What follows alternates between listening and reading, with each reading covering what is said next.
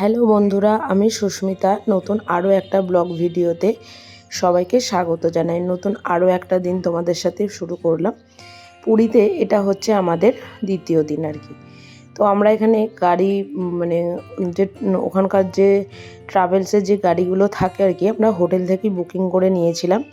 তো আমরা আজকে যাচ্ছি হচ্ছে সাইট সিনের উদ্দেশ্যে। তো সাইট সিন বলতে আমাদের উদয়গিরি, খণ্ডগিরি, ধবলগিরি, কোণারক মন্দির এবং নন্দনকানন এগুলো আমাদের দেখানোর কথা হয়েছে। কিন্তু যদিও আমাদের যে ড্রাইভার দাদা আছে উনি বলছেন যে উদয়গিরি আর খণ্ডগিরিতে প্রায় 1.5 কিলোমিটার আগে থেকে গাড়ি দাঁড় করিয়ে দেবে, তার বেশি কিন্তু ওপরে উঠতে দেবে না আর কি। তো যাই হোক, আমাদের সেই জন্য মোটামুটি যতটা হবে টুকটাক আমরা ঘুরবো এবং তোমাদের সাথে আমাদের এক্সপিরিয়েন্সটাও শেয়ার করব। এবং এরপরেও আরও একটা ব্লগ আমি বানাবো যে পুরীতে এসে আমরা কোথায় ছিলাম, আমাদের টোটাল কত টাকা খরচা হয়েছে, সমস্ত কিছু। তো যাই হোক, বহু বছর আগে এসেছিলাম, প্রায় 7 থেকে 8 বছর আগে। এখনকার রাস্তাঘাট বা যেটাই বলো না কেন অনেক কিন্তু ডেভেলপমেন্ট করে দিয়েছে। আর সত্যি এরকম ঝাঁ চকচকে রাস্তা বা ঝাঁ চকচকে জিনিস কিন্তু আমাদের দেখতে কিন্তু ভীষণ ভালোই লাগে বলতে পারো। চারিদিকে শুধু সবুজ গাছ আর গাছ, আর রাস্তাটা যেন তারই দিকে ছুটে চলেছে। আর এটা হচ্ছে চন্দ্রভাগা বিচ আর কি। তো চন্দ্রভাগা বিচে আমরা প্রথম কথা হচ্ছে নাবিনি, ইচ্ছা হয়তো ছিল একটু নামলে নামতেই পারতাম, কিন্তু আমাদের যে গাড়ির ড্রাইভার উনি বললেন যে এখানে সেরকম কিছু দেখার নেই বা কিছু। রাস্তার ওপরেই ঝাউ গাছ আর তার ডান দিকে তার পরেই হচ্ছে এই সমুদ্র। যারা এখানে এসেছো তারা কিন্তু খুব ভালোভাবেই জানো আর কি। আর এখানেও কিন্তু মোটামুটি একটা রিসর্ট টাইপের বলতে পারো, চারিদিকে দোকান, হোটেল, টুকিটাকি সমস্ত কিছুই রয়েছে। তো আমরা এই রাস্তাটা ধরে মোটামুটি কাছাকাছি পৌঁছেই গেছি কোণারক মন্দিরের উদ্দেশ্যে। তবে রাস্তাটা এত সুন্দর, দুপাশারি গাছ, মাঝখানে এখানে ফুলের গাছও রয়েছে। যদিও ফুলের গাছগুলো হয়তো সেরকম ভালোভাবে বোঝা যাচ্ছে না, কিন্তু এত অপূর্ব সুন্দর দেখতে লাগছে, সত্যি যা বলার নয়। তো আমরা গাড়ি করে পৌঁছে এখানে প্রথমে সকালের ব্রেকফাস্ট করে নিয়েছিলাম। এই দোকানটাতে মোটামুটি সিঙ্গাড়া থেকে লুচি থেকে ইডলি, ধোসা, সমস্ত কিছু, দই বড়া সব কিছুই কিন্তু পাওয়া যায়। তো আমরা এখানে ধোসা নিয়ে নিয়েছিলাম, তবে খাবারের টেস্ট কিন্তু খুব একটা ভালো ছিল না। তো এরপর আমরা মন্দিরের উদ্দেশ্যে যাচ্ছি আর কি। তো চলো মন্দিরের উদ্দেশ্যে আস্তে আস্তে যাওয়া যাক। তো বহু বছর আগে এসেছি, আমাদের যখন গাড়ি থেকে নামিয়ে দেওয়া হয়েছিল তখনও বুঝতে পারছিলাম না যে আমরা কোন দিকে যাচ্ছি বা কোথায় যাচ্ছি। তো যাই হোক, আমাদের কোনো গাইড ছিল না, যে ছিল সে হচ্ছে আমাদের গাড়ির ড্রাইভার। আমরা এই দিকটা দিয়ে যাচ্ছিলাম। এটা এক প্রকার হচ্ছে এক্সিস্টের পথ, এখান দিয়ে এন্ট্রি কিন্তু হয় না। আমরা কিছুটা গিয়ে আবার এখানে যে গেটম্যানেরা ছিল সেই গেটম্যানের কথা শুনে আমরা কিন্তু আবার ব্যাকে ফিরেও এসেছিলাম। এই যে গেটম্যানগুলো বসেছে, আর চারিদিকে রয়েছে প্রচুর পরিমাণে দোকান, ডাবের দোকান, ব্যাগের দোকান, যেমন যেমন থাকে সমুদ্র এলাকায় আর কি। তো এই রাস্তাটা ধরে আমরা হেঁটে যাচ্ছি মন্দিরের দিকে। তো চলুন মন্দিরের দিকে যাওয়া যাক। তো এই কোণারক মন্দিরটা কিন্তু প্রায় বলতে পারেন 200 বছরের পুরাতন। তো এই মন্দিরের কি রহস্য, এই মন্দিরের কি ঘটনা যদিও জানি না, কিন্তু এটাকে আমরা কিন্তু সূর্য মন্দির বলেই জেনে থাকি। তো বহু বছর আগে এসেছিলাম, বাবা মা, তখন আমি হয়তো খুব ছোটই ছিলাম। আর এটা হচ্ছে এন্ট্রির গেট। আর ওই বাঁ দিকে দেখছেন অত লোক দাঁড়িয়ে আছে, ওটা কিন্তু হচ্ছে টিকিটের লাইন। এখানে মাথা পিছু টিকিট ভাড়া হচ্ছে 40 টাকা। আর মোটামুটি এদিকটা অনেকটা কিন্তু বসার জায়গাও আছে। এই গরমকালে চারিদিকে বসার কিন্তু ভীষণ গাছের তলায় কিন্তু ভীষণ ভালো কিন্তু জায়গাও রয়েছে। তো চলুন, আমাদের টিকিট কিন্তু কাটা হয়ে গেছে। আর ওই যে দূরে আপনাদেরকে দেখাচ্ছি, দাঁড়ান, ওই যে দূরে হচ্ছে ওটা হচ্ছে টিকিট কাউন্টার। তো যাই হোক, টিকিট কাটা হয়ে গেছে। এবার আমরা আস্তে আস্তে মন্দিরের দিকে যাচ্ছি।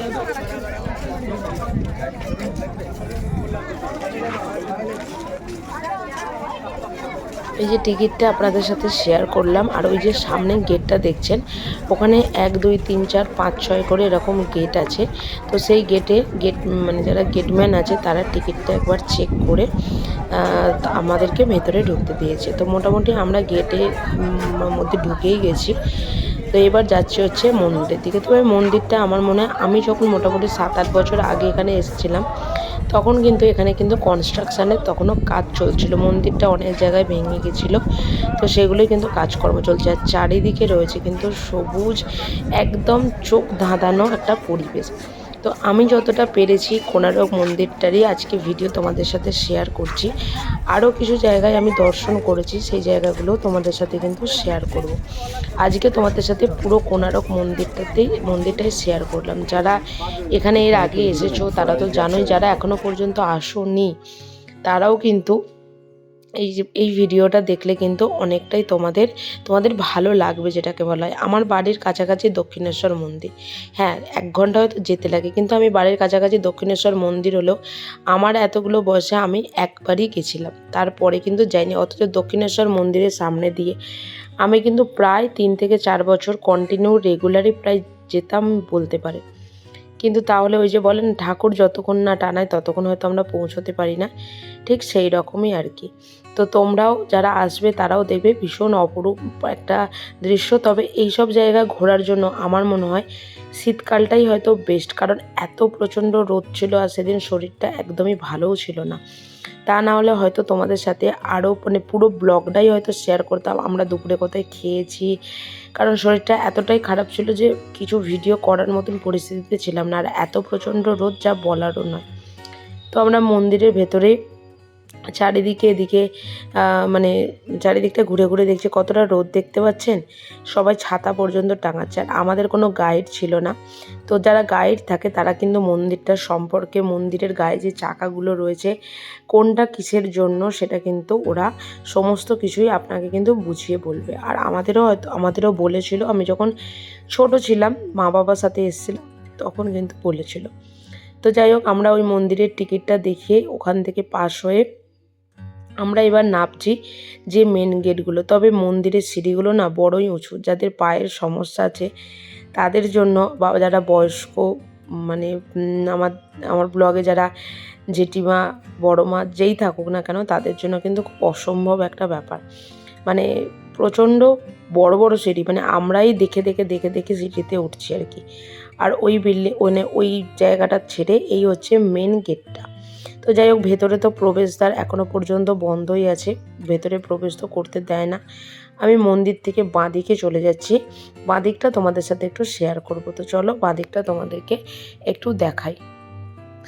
আর এদিকে ওই যে বললাম না যে চাকাগুলো রয়েছে, এগুলোর কিন্তু অনেক ভিন্ন ভিন্ন কারণ, অনেক ভিন্ন ভিন্ন লজিক, অনেক কিছুই কিন্তু রয়েছে, যেগুলো কিন্তু যারা গাইড করে তাদের কাছ থেকে কিন্তু শুনতে ভীষণ ভালো লাগে। এই যে দেখছেন এখানে একদল মানুষজন দাঁড়িয়ে আছে, এনাদের মাঝখানে কিন্তু একজন গাইডার আছে যিনি গাইড করছেন এবং সমস্ত কিছু বুঝিয়ে বলছেন।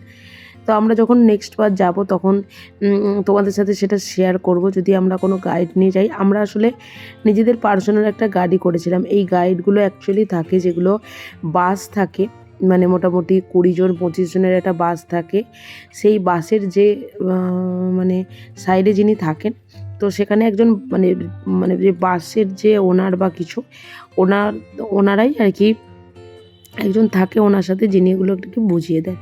তো এটা হচ্ছে মন্দিরের পিছনের দিকটা, আর চারিদিকে এত সবুজ গাছপালা আর এত পরিষ্কার পরিচ্ছন্ন, সত্যি যা দেখলে কিন্তু চোখ ধাঁধায়।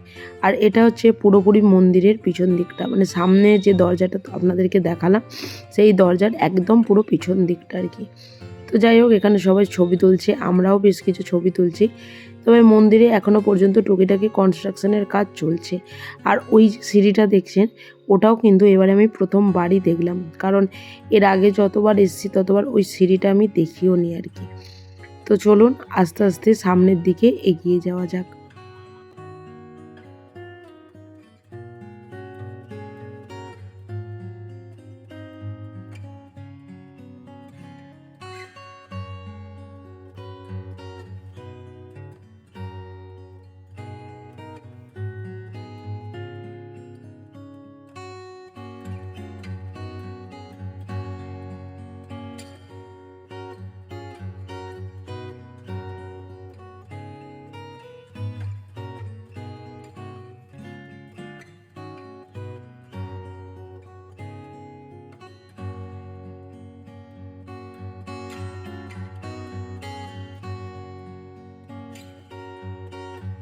এখানেও কিন্তু মানে মন্দিরটা ঠিক পিছন দিকে এখানেও কিন্তু একটা ধ্বংসাবশেষ আছে আর কি।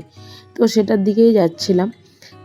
বাইরের দিকে আমি নালন্দা বিশ্ববিদ্যালয়ের মানে রাজগীর যখন গেছিলাম তখনও দেখেছিলাম বাইরের এসব জায়গাগুলো এনারা এত সুন্দর মেনটেন করে পরিষ্কার করে রাখে না, সত্যি যা বলার নয়। কারণ ঠাকুরের জায়গা বা যেখানে একটা দর্শনীয় স্থান হোক না কেন, এত মেনটেন করে রাখাটা কিন্তু সত্যিই ভীষণ কঠিনই একটা ব্যাপার। তো যাই হোক, আমরা একদম মন্দিরের বাঁ দিকটাই চলে এসেছি। বাঁ দিক মানে হচ্ছে এটা পূর্ব দিকটা বলছি। আর এখানে একটা বিশাল বড় গাছ আছে। আর এখানকার মন্দির বলো বা দর্শনীয় স্থান যেগুলোই বলো না কেন, সেগুলোর একটা বিশেষ ভালো জায়গা হচ্ছে প্রত্যেকটা জায়গার ভেতরে কিন্তু পানীয় জলের ব্যবস্থা এবং শৌচাগারটা কিন্তু একদম পরিষ্কার পরিচ্ছন্ন, নিট অ্যান্ড ক্লিন। আর বললাম না মন্দিরে কনস্ট্রাকশনের কাজ চলছে অল্প একটু আদ্র, ওই হচ্ছে মানে ওই যে ডান দিকে দেখছেন ওটাই হচ্ছে ওখানকার আর কি কাজটা চলছে। আর বাঁ দিকে যে ধ্বংসাবশেষটা পড়ে আছে দেখছেন, এই কিছুদিন আগেই আর কি ওটা শোনা গেছিলো ভেঙে পড়ে গেছিলো। তো সেই জিনিসটাই, তো চলুন আপনাদেরকে সেটাও দেখাই।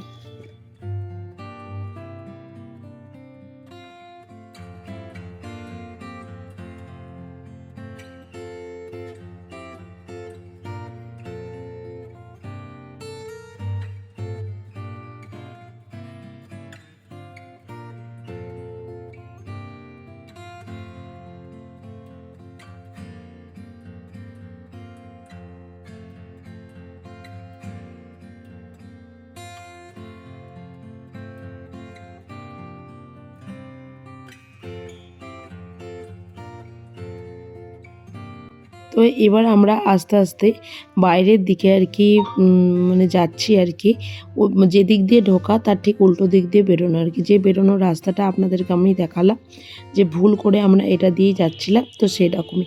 তবে প্রচণ্ড রোদ, প্রচণ্ড গরমে প্রচণ্ড কিন্তু কষ্টও হচ্ছিল, কারণ এত বেশি রোদ না, যা নেওয়া যাচ্ছিলো না। আর একদম যেহেতু ফাঁকা জায়গা ছিল সেই কারণে। আর এই আম গাছটাতে কিন্তু প্রচুর পরিমাণে আমও হয়েছে, ছোট ছোট আম, পুচকে পুচকে আমও হয়েছে। তো সব মিলিয়ে জায়গাটা কিন্তু খুব ভালো লাগলো। এটা নিয়ে আমি পুরী হয়তো 9 বার গেলাম, কিন্তু কোণারক মন্দির আমি এটা নিয়ে 2 বার মানে ভিজিট করলাম আর কি। তো আপনাদেরকে পুরো জায়গাটাই দেখালাম। যারা এখানে এসেছো তারা তো জানোই, আর যারা এখানে এখনও পর্যন্ত আসোনি তারা ভিডিওটা দেখবে, দেখে অবশ্যই কিন্তু কমেন্ট করে জানাবে কেমন লাগলো।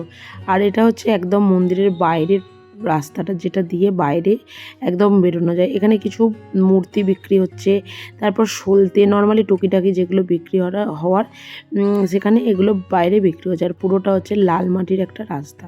তো চলো ভিডিওটা এখানেই শেষ করলাম। কেমন লাগলো অবশ্যই কিন্তু কমেন্ট করে জানিও। ভালো লাগলে ভিডিওটা লাইক করো, শেয়ার করো, চ্যানেলটি সাবস্ক্রাইব করো। সুস্থ থাকবেন, ভালো থাকবেন, দেখা হবে খুব তাড়াতাড়ি।